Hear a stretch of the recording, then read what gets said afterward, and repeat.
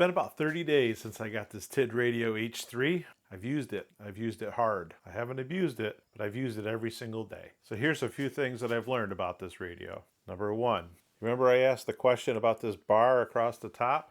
Well, it turns out that if you key the radio, I'm not even sure you're going to be able to see it. If you key the radio, you can see that bar graph does turn red. That just tells you how much power you're putting out. I couldn't see that before. Another feature that I learned about from Stuart, remember Stuart? He done some radio testing with me in the past. Stuart found out that this thing has a breathe feature, and it's going to be hard for you to see. There you go. See it? See that light that flashed? So I have mine set on every 10 seconds. And what that is if you drop or lose your radio in the dark, this thing, the light will light up I have mine set for 10 seconds. So you can actually find this thing if you drop it in the woods or in a ditch or on the side of the road or whatever. You can find this radio at night. That's a pretty good feature. The other thing I learned is on menu 3, there's a power save mode. There's like 4 different modes that you can choose. I thought mine was off, but I'm on setting 1.4. So for whatever that's worth, I think that might be the default setting that comes from the factory because I didn't change it. I actually thought mine was off, but it's on 1.4. Speaking of battery life, standby, no transmit, monitoring, multiple frequencies, 24 hours, no problem. I'm getting 24 hours on a battery and there's still power left in the tank. Like 24 hours is nothing for this radio. Durability. I haven't dropped it, stepped on it, driven over it, or anything like that, but I carry it with me every day. I use the belt clip, and the belt clip is still functional. I put it in my back pocket, and I've sat on it. The antenna is still, it's not bent, it's not broken. Durability, pretty solid. Performance. I use this on UHF for work every single day. I use this on VHF for the fire department once or twice a week. A couple days ago, I used this all day at work, and I use it all night for the fire department. Now, I had my fire department issued radio with me just in case this one wasn't up to the task, but I used this all night, no issues, transmit, received, repeater, simplex, didn't matter, worked perfectly, audio was perfect, transmission was perfect. Very impressed. And this is the longest I've run this on a battery, and although I can get 24 hours on standby, I had 20 hours on and usage, and there was still power left in the tank for this battery. So 24 hours on standby mode is no problem, but 20 hours actual usage, not a problem either. Pretty impressed. Okay, menu 36. Menu 36 is the sync mode, and the sync mode means you can look at 2 frequencies at the same time. Although I can use that, and I have used it a few times, I find that the non-sync mode or turning sync mode off is the way I prefer. But I have used sync mode, and it is pretty cool. The other setting that I've used is the mic gain. I've increased my mic gain. It comes from the factory set on 5. I've turned mine up to 6 just because people tell me I talk low. Okay, I guess, I have to believe them, but I don't talk any different on the radio than I do in person, so I don't understand it. That's menu 45. If you watched my last video, you might remember I said you couldn't figure out where the volume control is set. Well, I put a little whiteout on the knob, and then I put a black mark with a Sharpie on the housing of the radio. That's where I normally like to keep the volume. A little bit of whiteout and a Sharpie, and you're in business. So after 30 days of using this radio, I don't really have much negative to say about it. Matter of fact, I don't really have anything. It's a solid radio.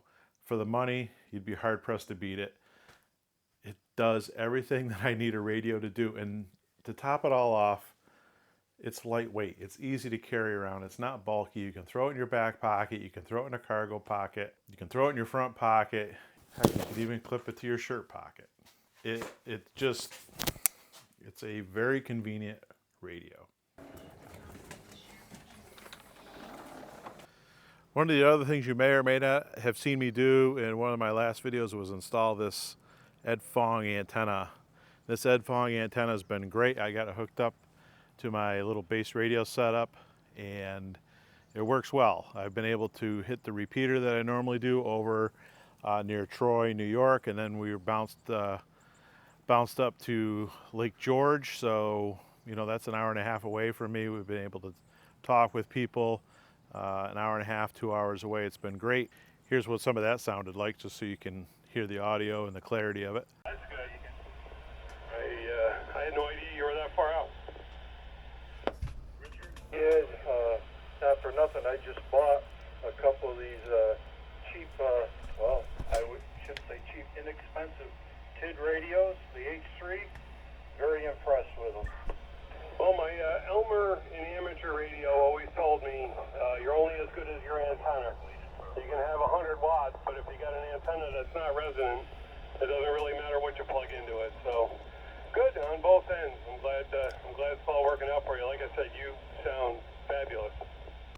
Good afternoon, gentlemen. This is WROP 867. I'm hearing you loud and clear over in North Adams, Massachusetts. Wow. Very good.